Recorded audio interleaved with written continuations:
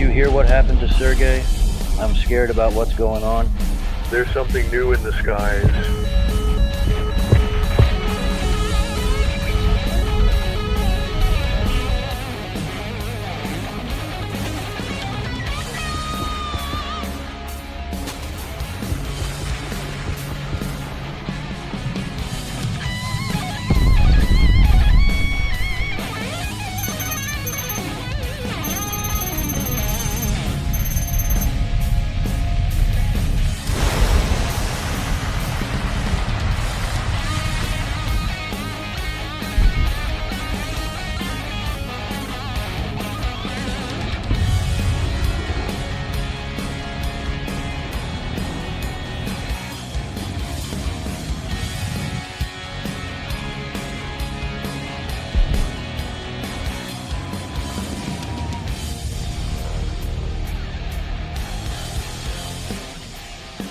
Misha, be careful.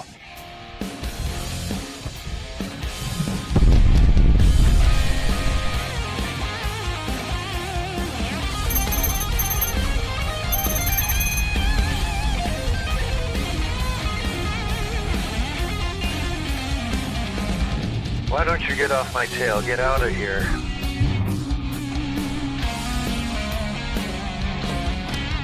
Missile.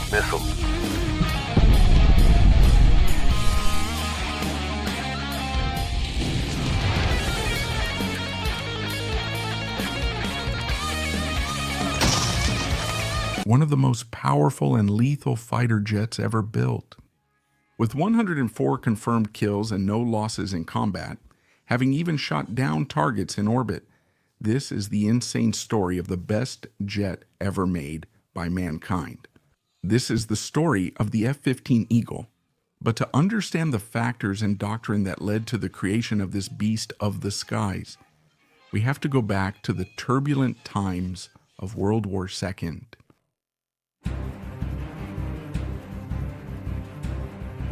During the conflict, German armored action, combined with the use of aircraft to support invading ground troops, swept across Europe in a terrifying way. This German tactic quickly managed to overpower countries considered military powers, such as Poland and France. Many countries realized that their outdated strategic models would not withstand an attack similar to those carried out by the Germans.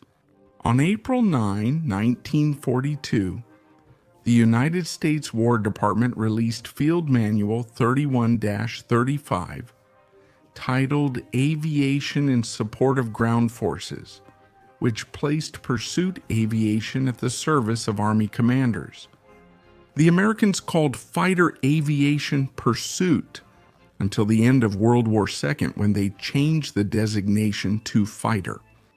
This is the reason why older aircraft designations started with the letter P and later began with the letter F.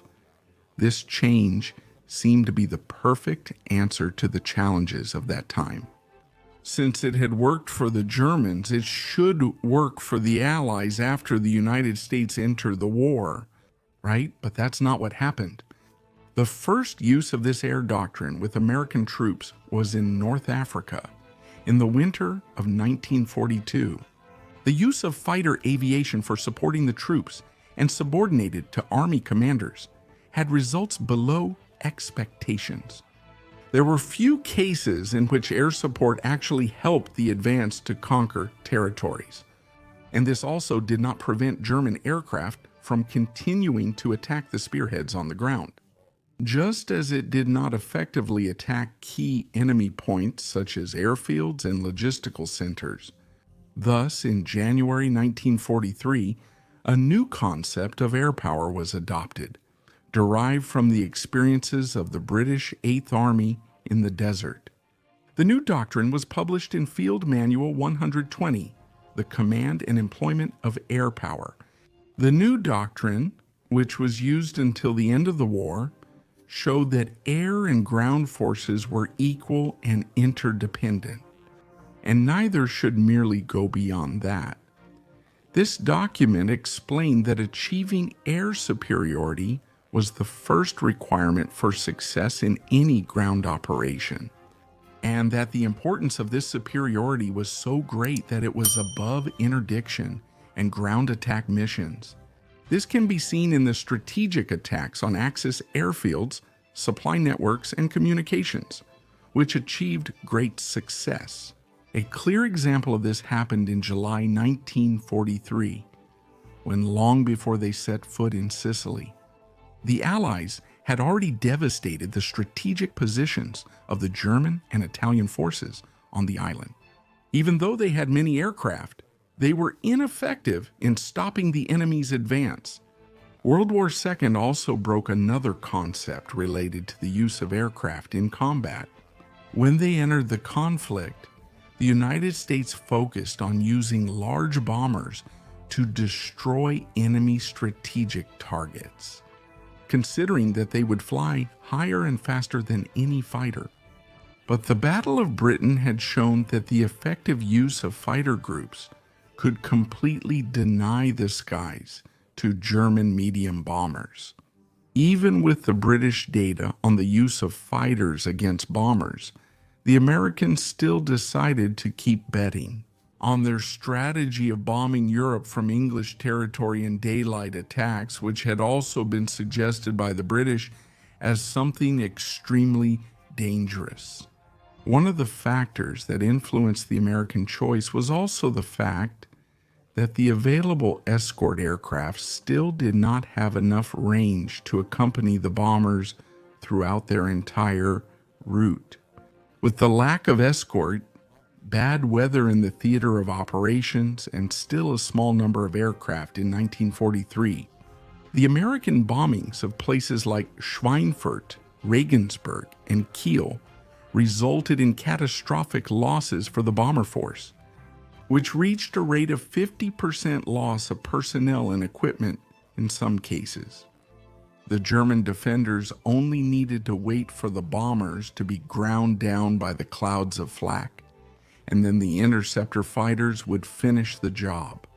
In October of the same year, after the offensive against Schweinfurt, unescorted bombing missions in Europe were suspended, with the adaptation of the heavy P-47s with external fuel tanks.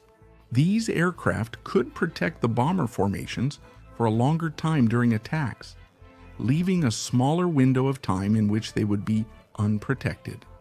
But the P-47, which was resilient to enemy fire and had considerable armament, was not maneuverable enough to face enemy fighters.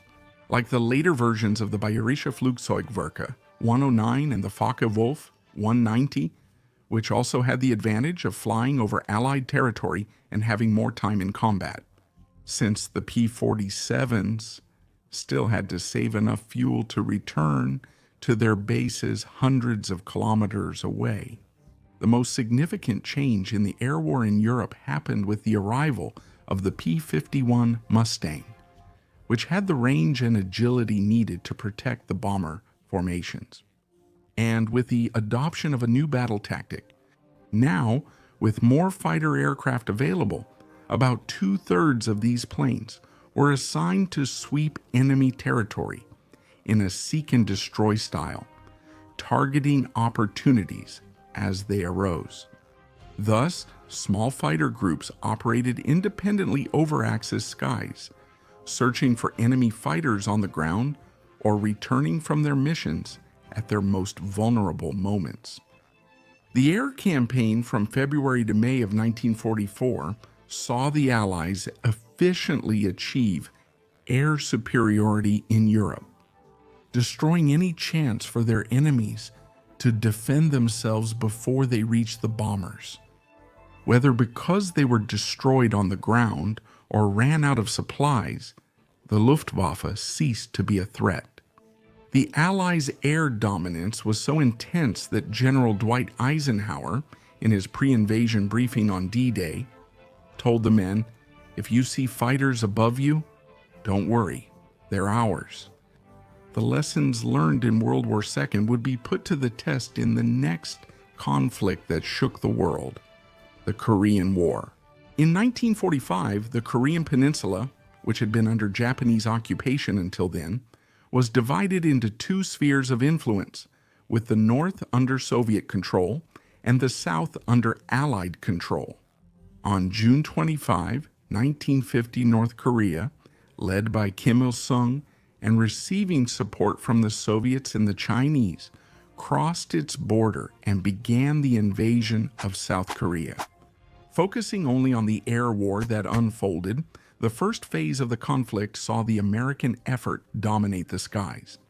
The North Korean Air Force had about 130 aircraft, mostly old World War II models like the Ilyushin 10 and the Yak 9P, the more modern American aircraft, already including the first jet fighters, established relative security for air raids, exactly as their doctrine prescribed. But it was at the end of the first phase of the air war that the Americans suffered a setback. The Soviet fighter Mikhail Gurevich, F-15, arrived at the theater of operations, much more agile and capable than the American F-80 and F-84 Thunderjet.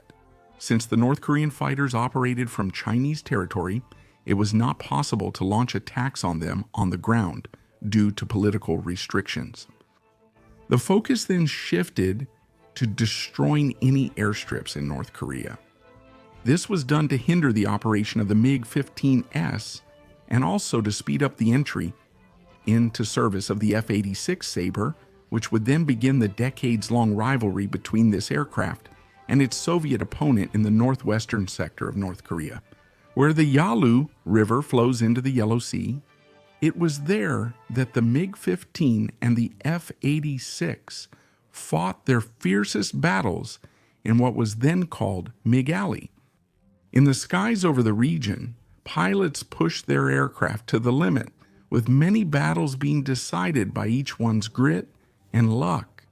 The intense American training, however, managed to secure a slight advantage, with sources from the time claiming several MiG-15S were shot down for every F-86 lost.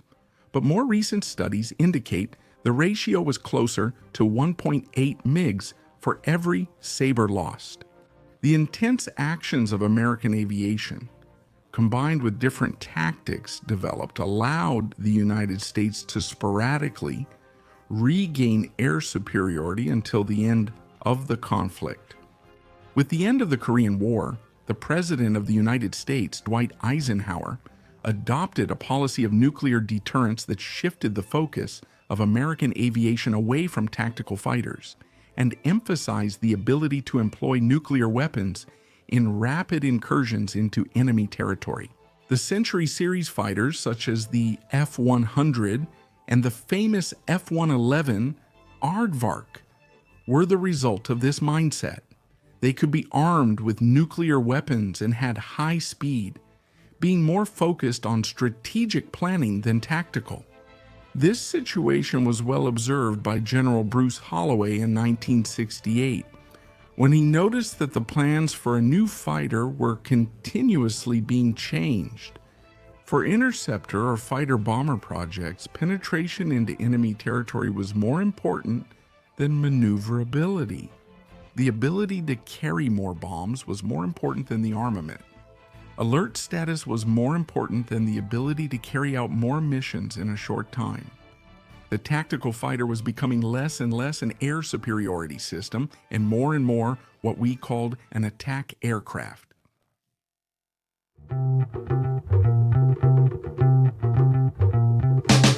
The experience in Korea ended up convincing many officers that fighter bombers would be just as effective as dedicated fighters at performing both roles, forgetting about the unique geography and the political moment that unfolded in Korea. The focus was now on the easiest way to achieve air supremacy, which was by destroying enemy airfields and command and control stations. Proof of this vision was the F-100 Project Forecast project, started in 1963 by the United States Air Force, which had the mission of determining what the path of future weapons would be. The study successfully predicted the development of the C-5 Galaxy and the B-1 bomber, but its conclusions regarding the use of fighters were much more vague. it limited itself to saying that the fighter needs in the 70s, that is, in the following decade, could be met with specialized and updated variants of the F-4 Phantom and F-111 Aardvark fighters. The final document also stated that air superiority would be achieved by using fast aircraft at high altitudes, which would be invulnerable to enemy air defenses and could bomb their targets safely. On July 1, 1964, Major General Arthur Egan took command of the Air Force Staff Directorate of Plans. General Egan immediately realized that the mindset among Pentagon officers at the time was that air combat and the use of cannons for fighters were outdated, since guided missiles had been developed and would dominate aerial combat from then on. Some specialists, even critics, said that the use of tactical fighters for air superiority missions was outdated, claiming that at that time, anti-aircraft missiles were so advanced that the losses of these aircraft in a war would be enormous.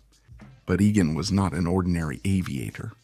As a P-38 Lightning pilot in World War II, he completed more than 45 combat missions and was even shot down by the Germans at the end of 1944.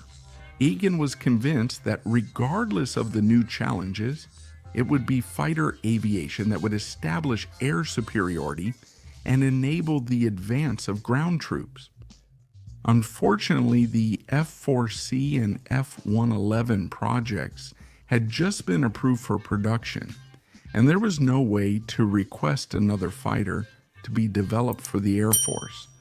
In meetings with important figures in the defense sector, Egan learned that the decision had been made to purchase a large number of simpler aircraft for tactical air forces, which would be the fighter units.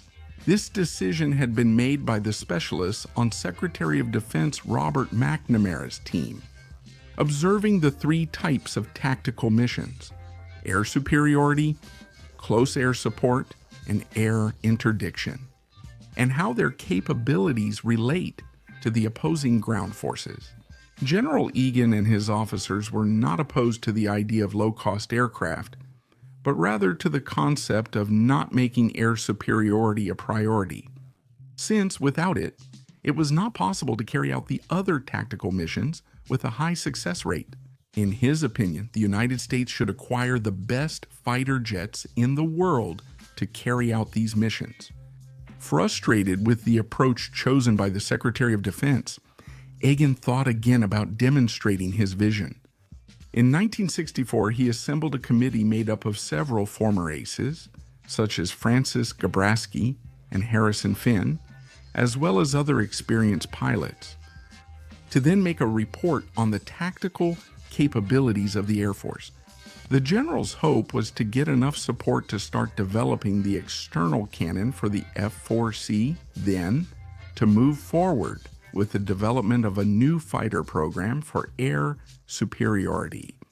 The study group's conclusion was that the United States urgently needed a new fighter capable of outperforming those currently operated by the Soviet Union. Knowing that the Air Force was very sensitive to any criticism of the F-111 project, Egan's committee simply recommended starting studies for a new fighter project.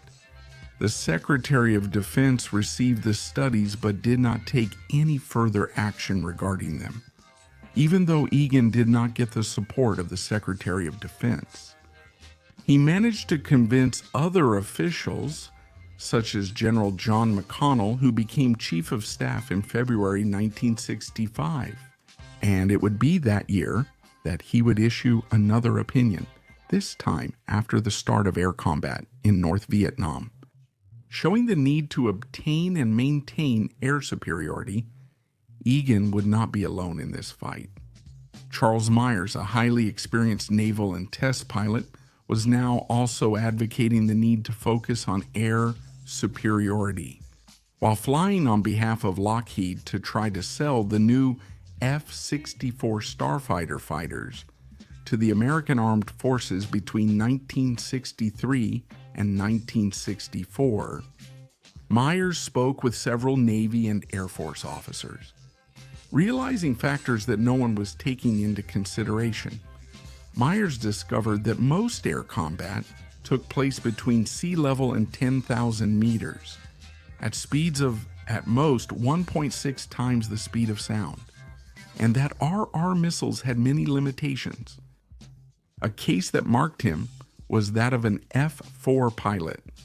He got very close to his target to identify it, but had to pull back again to be able to fire his AIM-7 Sparrow missile, which had a minimum distance to arm and detect the target.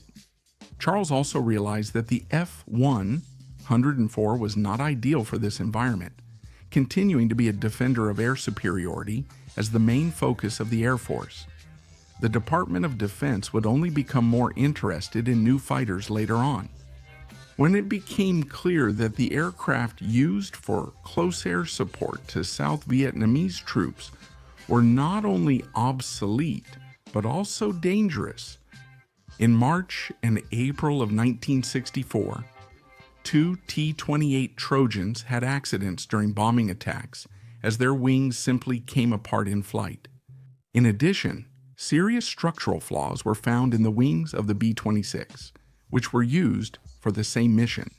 Resources were then allocated for the modernization and adaptation of attack and reconnaissance aircraft, along with Secretary McNamara's order for the design of a new fighter, but one that was optimized for close support and effective in ground attack. Where there was the assumption that air superiority already existed in Vietnam, Air Force officers were astonished by this request, since they were simply supposed to assume that something as important as air superiority on the battlefield was already present. A response was issued to the Secretary explaining that they should first study the impact on the other air vectors before ordering another fighter. Simultaneously, another study called Force Options for Air Tactics criticized the fact that the Air Force was dependent on high-performance vectors to provide greater flexibility at a lower cost. Aircraft like the F-111 were too expensive to risk in non-nuclear combat, and the study proposed the use of lighter and more specialized aircraft. Using calculations and computer models, simplified versions of the A-1E, F-4, A-6, and F-104 were investigated, all of which were rejected after analysis. It was also recommended that the Air Force acquire a mix of more expensive and advanced aircraft, along with others that were simpler and cheaper. This was considered the likely way to maintain the force at a tactical level with less spending. The cheaper options chosen were the F-5 Tiger and the A-7 Corsair. While the F-5 was lighter and excellent in air combat, the A-7 had a greater capacity to carry weapons. This dispute between the F-5 and the A-7 divided the Air Force officers, each with valid points in defense of their choice. While waiting for more reports and a clearer position from his officers on each available aircraft, the Air Force Secretariat decided it would take more time for the final decision. Thus, it could also analyze another proposal that had appeared for a medium-cost experimental fighter, the FX. In April 1965, the Air Force made the supposedly final decision, with the acquisition of the F-5 Tiger, but in a version different from the one initially available for export. In addition, the green light was also given for the development of the FX program. The initial project requirements would be a unit cost between $1 and $2 million, with a production of 800 to 1,000 units of the aircraft. The fighter should have superior air-to-air combat capabilities, be able to operate in any weather, and have visual aids for ground attack. It should also be single-seat twin-engine and focused on maneuverability rather than speed. Its expected start of operation was scheduled for the year 1970. It would be easier to get studies for the FX if it were reclassified as a multi-role aircraft, since this would attract more funding for the program, and it would also be offered with ground attack capability, just as Secretary McNamara wanted, rather than if it were simply sold as a pure air combat fighter. The people responsible for the project, General James Ferguson and General Jack Catton, decided to disguise the FX as a multi-role aircraft. And every time, they would show the projected ground attack capabilities before the air-to-air capabilities. Almost at the same time, the previous decisions that the Air Force had made to ignore air superiority began to take a very heavy toll. In April 1965, two modern F-105ES were shot down in Thanh Hoa, North Vietnam, by two Soviet MiG-15 fighters, which were considered completely obsolete at the time. To remedy the situation, the Americans began sending F-4C fighters to cover the F-105S that were carrying out the bombings. This episode rekindled interest in an air superiority fighter, adding even more urgency to the project. The change of commanders at the Tactical Air Command in August 1965 also brought changes to the requirements of the FX program. General Gabriel de Sosway, who had just taken over the position, reinforced the request for an aircraft capable of outperforming the enemy in the air, challenging the notion that only a multi-purpose aircraft could gain the attention of the Secretary of Defense and Congress. In addition, the aircraft's weight limit would be increased by 2,200 kilograms, reaching almost 16 tons. The aircraft was supposed to be equipped with a radar similar to that of the F-4 Phantom and should be armed with both infrared-guided and radar-guided missiles. Once again, the focus should be on maneuverability, with the required maximum speed being reduced from Mach 3 to Mach 2.5. This represented a savings of about 40% in the projected cost for each unit. On December 8, 1965, the Air Force issued a request for proposals to 13 aircraft manufacturers for the first phase of the FX project. 8 companies responded, with Boeing, Lockheed, and North American being selected on March 18, 1966. To move forward with the project, Grumman would participate in the study phase, even though it was not funded by the government. Taking into account 5 variables for the fighter's design: avionics, maneuverability, payload, combat range, and speed, more than 500 designs were proposed, with a specific project chosen in July 1966.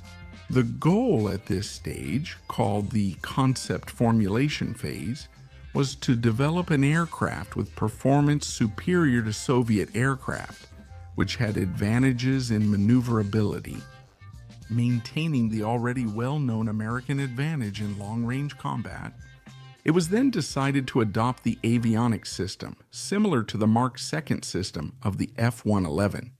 In addition, since the aircraft was multi-mission, they would use a variable geometry wing system with an M6 120mm cannon with 100 rounds, 4 missiles mounted on the fuselage, and the ability to carry up to 8 Mark 82 bombs or other loads of similar weight.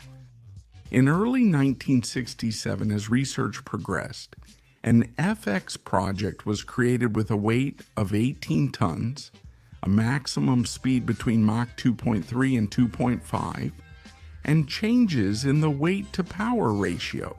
The formulation phase continued until the summer of 1967, when the final cost in the development period of the aircraft would now be established. The American Air Force had noticed that the Soviets had begun to increase the range and payload capacity of their new aircraft. In Korea and Vietnam, American pilots had gained an advantage thanks to their superior training and more advanced avionics compared to their opponents. But in a European war context, the story would be different. Soviet pilots also had intense training, and the onboard systems of Russian aircraft were improving day by day. Therefore, the American advantages could soon disappear.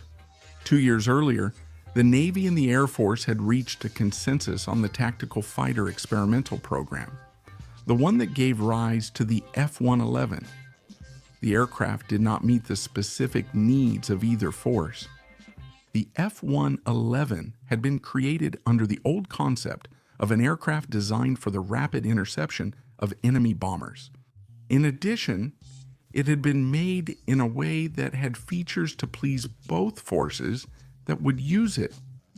Therefore, the Air Force and the Navy began searching separately for new multi-role fighters, whether in the format of the Air Force's FX program or the Navy's VFAX. What was happening was that the Air Force was slowly developing its fighter, considering the challenges of part sharing, the aircraft's final mission, and other factors. Meanwhile, the Navy was rushing to create designs that would meet its own needs very well. In February 1968, an update to the document from 3 years earlier was released, which cited new threats to the United States. One of them was the MiG-21, which proved to be a very capable fighter in Vietnam and had become extremely common among all countries aligned with the communist bloc. The other new threat, until then little known, served as a terrible warning to the United States. During the Moscow Air Show in July 1967, the Soviet Union demonstrated a new aircraft for the first time. Initially, the Americans thought its designation would be MiG-23, and many documents from that time referred to it that way. But in fact, what they were witnessing was something much more frightening, which became known as the MiG-25 Foxbat. With a maximum speed of 3,470 kilometers per hour, built with lightweight and highly complex materials, this aircraft appeared to be extremely agile for the size of its wings. The idea of a machine with that speed and maneuverability was one of the reasons why the Air Force took a firm stance on the new projects. Years later, when they gained access to a MiG-25 Foxbat that defected in Japanese territory, the Americans realized that the Foxbat's large wings were actually necessary because of its enormous total weight, and that the aircraft was not maneuverable, and that the engines had only a few hundred hours of service life before they needed to be completely replaced. A Soviet bluff ended up forcing the Americans to reinvent themselves and helped in the creation of the most capable air superiority aircraft in the world. So, before the United States Congress, General McConnell, Chief of Staff of the Air Force, said it was difficult to satisfy everyone who needed to be heard about what the FX was going to become. In fact, it was difficult even within the Air Force itself. Many in the Air Force wanted the FX to be an aircraft like the F-4. Finally, we decided, and I hope no one still disagrees, that this aircraft will be an air superiority fighter. When asked if the plane could be used for close air support, the general said, "Only over my dead body." The Navy was now giving up on the VFAX program, which produced the F-111B, and was asking Grumman Aircraft for a new plane, one that would be a more competitive fighter compared to what the Air Force was developing. This resulted in the F-14, which, according to the Navy, was even more capable than the FX, able to land both on airfields and aircraft carriers. And the competition continued, with the Air Force being challenged to do even better with the FX. This time, they completely discarded any secondary missions and focused strictly on the best possible design for air superiority. The project also needed to have the capability to employ Sparrow radar-guided missiles to shoot down the faster and more capable Soviet MiG-25 Foxbat aircraft. In May 1968, the order was given for January 1st of the following year to be the contract implementation date. Now, the FX program would be reinforced with all the necessary manpower, as well as the resources available to complete the mission. In August, the Air Force specified that it would keep the aircraft with only one crew member, but that there would be a trainer version, with 2 seats for training and operational adaptation.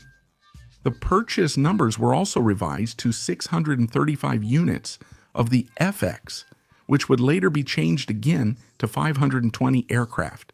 In September, the Air Force moved on to the contract definition phase.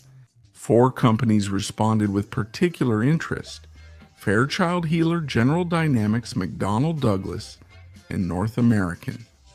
Between November and December, the Aeronautical Systems Division began evaluating all the proposals.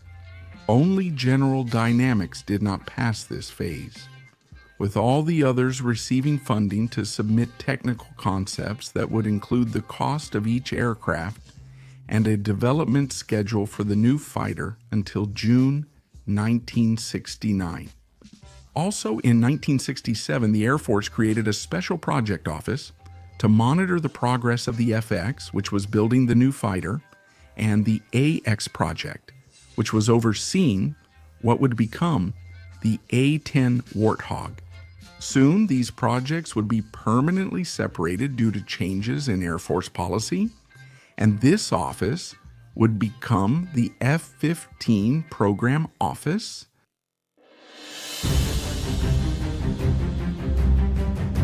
On July 1st, 1969, the 3 competitors, Fairchild Hiller, McDonnell Douglas, and North American, submitted their proposals and projected costs. After numerous setbacks involving cost cuts and analyses that covered more than 80 items, each evaluated individually by specialized teams, the final answer would be delivered in December 1969. The company chosen to build the new F-15 fighter was McDonnell Douglas, which designed the development along with the design and manufacture of 20 units of the aircraft. With a cost of $1.1 billion, equivalent to $8.5 billion in today's values.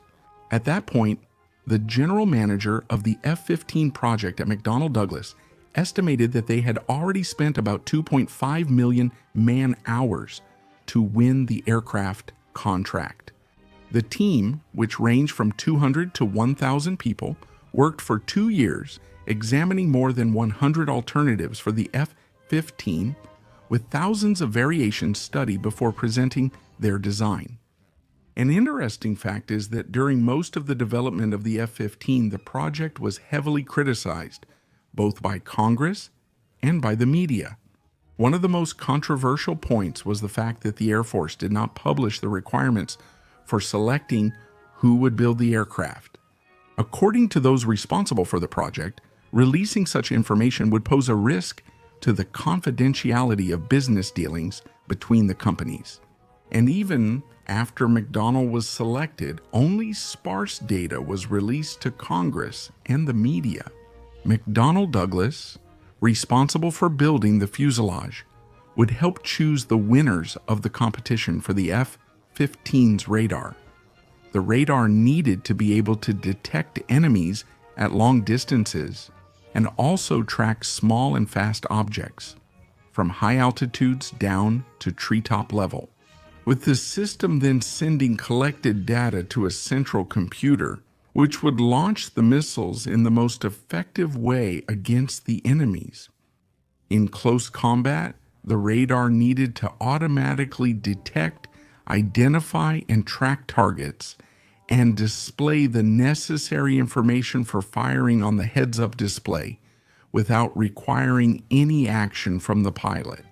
Using a modified RB-66 aircraft, and after more than 100 flight tests, Hughes Aircraft won the contract to produce the Army-Navy Airborne Pulse Doppler Radar, 63 radar. For armament, the F-15 would use missiles and an internal cannon. The requirement for a cannon came from the experiences of veterans in Vietnam and also from the recent successes of Israeli pilots using this type of weapon in the Six-Day War. The first weapon chosen was the GAU 7 cannon produced by Philco. But since it showed development problems, it was replaced by the M61 Vulcan, a 20mm cannon. There was also a search for short-range missiles, but with the rising costs of the project, a more modern version of the Sidewinder missile was chosen. As the F-15 project progressed, rumors began to surface about the supposed inferiority of the aircraft compared to the MiG-25 Foxbat. Industry sources, who were proven very wrong years later, said that the new aircraft would not be able to win in a fight against the MiG-25, and that the FX program should be canceled. The program team was able to prove to the United States Congress that the maneuvering capabilities of the F-15 were unmatched by any Soviet fighter using the available data. In addition, the MiG-25 Foxbat was an interceptor with much more modest capabilities than was thought at the time. The debate also reached the comparison between the F-15 and the Navy's project, the F-14 after all. Which one would be better? Before the congressman, obviously, each officer defended the project that his own branch produced. The F-14 was equipped with long-range weapons like the AWG-9 Phoenix and could also perform various roles. While the F-15 was fully focused on air combat, each aircraft excelled in the missions for which it was designed. In a fight between the two, usually what determined the outcome was the pilot's experience. Among the organizations that assisted in the polishing and creation process of the F-15 was National Aeronautics and Space Administration.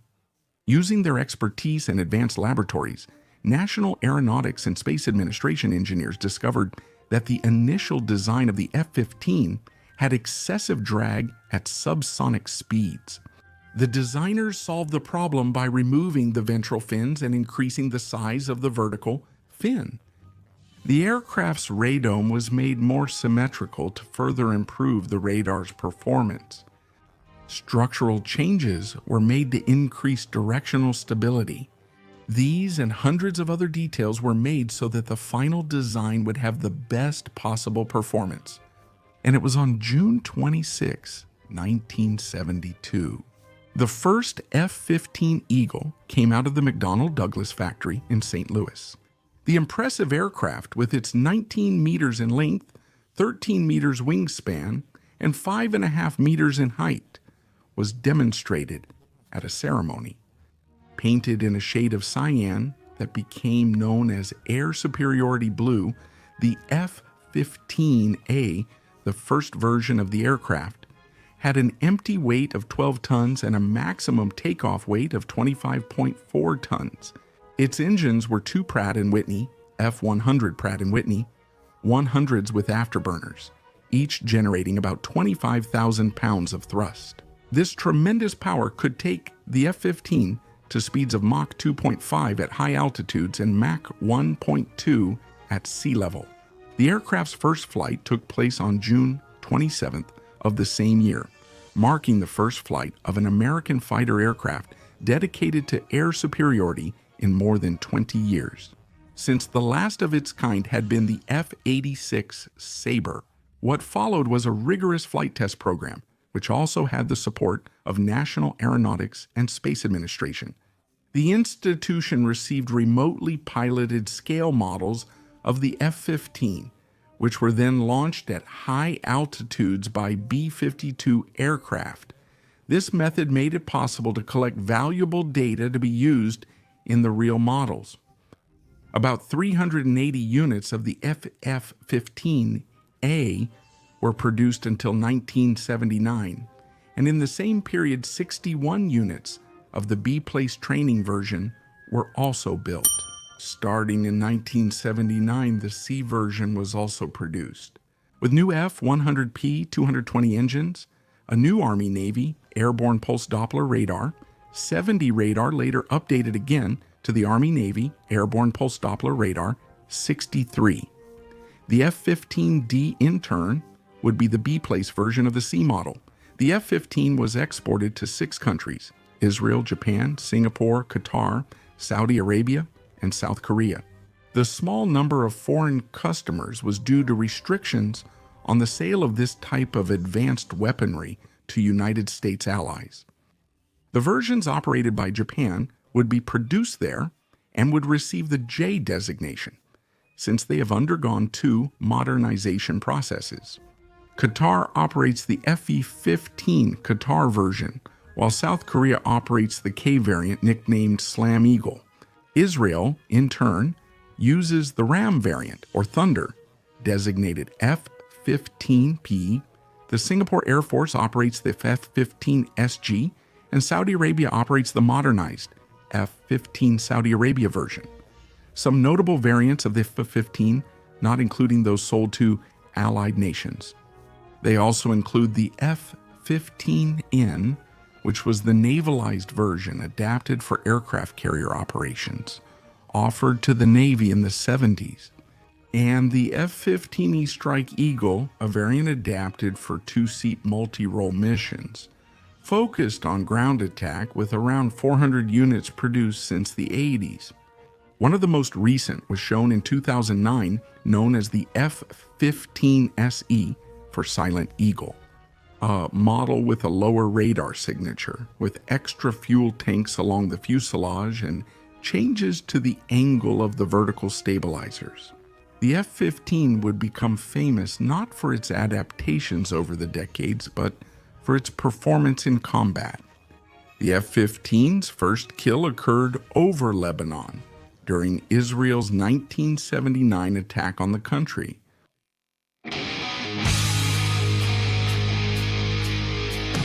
At 11 o'clock and 7 minutes in the morning on June 27, 1979, Israeli intelligence stations issued a statement warning that Syrian radars had detected Israeli attack aircraft flying along the coast. 3 formations of Mikoyan Gurevich, 21 fighters, were dispatched to attack the Israeli formations, but they managed to escape. Initially, the Syrian MiGs were ordered to return, but soon detected other Israeli jets in the area and went to investigate the radar contact region. Through electronic warfare, Israeli troops disrupted communication between the ground stations and the Mikoyan Gurevich pilots.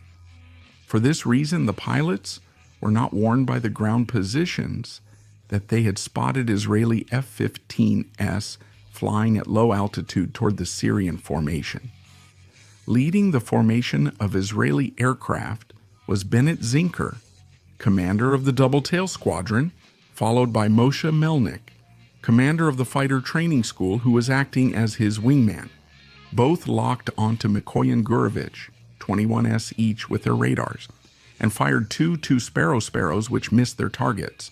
Since the beyond visual range engagement option had failed, it was time for close combat. Melnick was the first to spot the MiGs visually, positioning himself right behind them. In a tense moment, he fired a Python 3, an anti-aircraft missile. Following the missile's path, he watched it get closer and closer to the enemy until the weapon made a direct hit.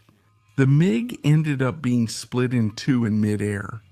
At a dizzying speed, Melnick was already a jet-age ace, with 5.5 kills flying an F-4 Phantom.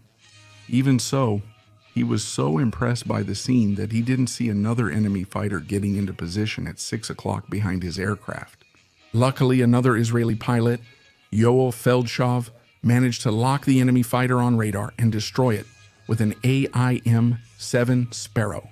The F-15's debut in combat was a resounding success, demonstrating that its maneuvering advantages and technological superiority were more than enough to neutralize most of the Soviet jets that became the most popular in the world, like the MiG-21 and MiG-23. But the F-15's kills were not limited to targets in the atmosphere. Since the 1950s, the United States had begun developing anti-satellite weapons. After decades of learning in the aerospace field, the anti-satellite missile, 135 anti-satellite missile, was developed. This equipment was designed to be launched specifically from an F-15 fighter which would serve as a kind of first stage of a rocket. Carrying the missile to high altitudes at supersonic speeds, the fighter was then supposed to fire it, and the missile would head toward its target. The Soviet Union could detect the launch of a missile and then quickly realize the connection between that and the loss of a satellite. If an F-15 fired the shot, the reason for the satellite's loss would be hard to determine because of the immense number of aircraft flying around the world. The weapon was tested for the first time on September 13, 1985, when an F-15A, piloted by Wilbert Doug Pearson, took off carrying an anti-satellite missile, 135. The aircraft, at a speed of 1.2 Mach, performed a steep climb of 65 degrees with a rocket being automatically launched at 38,000 feet. The missile detached from the fighter and continued accelerating toward space, reaching hypersonic speeds of over 24,000 kilometers per hour. The missile did not contain warheads, and only the kinetic energy from the tremendous impact with the Sol-N P-78-1 satellite pulverized the space equipment. There haven't been many aircraft that have shot down something outside of Earth. But what about the fact that the F-15 proved to be extremely capable against the Soviet threat, having dominated the skies for decades and shot down a satellite? It still wasn't a strong enough argument to show its capabilities. So, what do you think about it having shot down a helicopter? Was it in the air with missiles or cannons, or was it a bomb? While the plane was flying at speeds of over 800 kilometers per hour and a helicopter at only 100 kilometers per hour. On Valentine's Day in 1991, then United States Air Force Captain Richard Bennett was not at home with his wife, but rather in the skies over Iraq. In Operation Desert Storm, Richard was piloting the ground attack variant of the F-15, the F-15E Strike Eagle. Even though by the end of the operation, the C and D variants of the aircraft had achieved 32 enemy aircraft kills, the Strike Eagles also contributed to the victory. Their objective at this stage of the operation was to quickly detect and destroy Iraq's Scud missiles, along with their launch platforms. The Scud missile was developed by the Soviet Union, a long-range precision weapon with a warhead capable of causing great damage to its target. The weapon, over 11 meters long, could carry both chemical and explosive warheads, and it was what caused the most casualties among coalition forces outside Iraq and Kuwait. Destroying these weapons could save many lives since, besides being used against military concentrations, they were also launched against civilian areas. And Iraq, besides having a large number of these missiles, also had modernized and domestically produced versions. During their patrols searching for this equipment, Captain Bennett and his weapons systems officer, Dan Chu and Becky, were informed that an alarming situation was unfolding in their sector. A group of special forces, the Green Berets, was conducting a sweep on the ground when a group of Iraqi helicopters, mostly composed of Mi-24 Hinds, opened fire on their positions. The Mi-24 Hind, known by the nickname Devil's Chariot, could carry a surreal amount of all kinds of weaponry, from anti-aircraft missiles, rockets, guided anti-tank missiles, machine guns, cannons, to half-ton bombs. It could withstand large amounts of damage since it had armor for the sensitive areas and for the crew. It could also transport infantry troops in an internal compartment for insertion into the battlefield. And that's what Captain Bennett saw from inside his aircraft. When one of the 5 Mi-24S attacking the Green Berets landed to disembark troops who would try to eliminate the American forces, the F-15S couldn't detect the position of the Allied soldiers. But there wasn't much time to think. The Sidewinder missile, the most logical weapon to destroy the helicopter, couldn't lock onto its target. The remaining alternative to engage from a safe distance and ensure the target's destruction was to launch a guided bomb unit, 10 laser guided bomb weighing nearly a ton, at the helicopter. At the moment Bennett locked the laser on the target and released the bomb, the Hind began to take off. The aircraft quickly turned and began to accelerate, with the bomb getting closer and closer. That's when the huge bomb hit the target directly, passing through the rotors and the cockpit, and finally exploded violently. I saw a big flash and could see pieces flying in all directions. She sent that helicopter straight to hell. Almost vaporized the whole damn thing, said Bennett later. Over the years, the Eagle's victories kept adding up with no confirmed combat losses. Israeli, Saudi, and American pilots would reach a total of 104 aerial victories. Its victims included almost an entire family of modern MiGs, Mirage F-1S, a transport plane, and that Iraqi Hind helicopter. The F-15 was initially supposed to be replaced in the late 1990s and early 2000 ES by another aircraft that achieved the status of Master of the Skies, the F-22 Raptor. But changes in the American budget, with shifts in the armed forces' priorities, reduced the number of Raptors purchased, allowing the Eagle to keep flying for a few more decades. But it was in 2021 that a piece of news caught everyone by surprise. A new variant of the F-15 was announced, even though its production had ended in 2004. The new model, called the F-15EX, will serve to replace the already old C&D models, which are used for air defense. A very controversial point about the F-15X is its unit price, which is more expensive than an F-35 being $2 million, above the price of the 5th generation stealth fighter. What we see once again is the learning from the past by the American Air Force. The F-35s are multi-role aircraft designed with a different capability in mind. The new F-15EXs are needed for air superiority and should complement the F-22 Raptors in their mission to destroy enemy aircraft. A move that reaffirms the American position of remaining a leader for the coming decades, maintaining control of the skies around the world.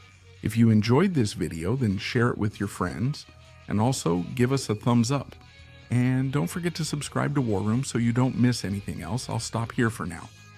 Thank you again for watching, and here's a big hug from War Room.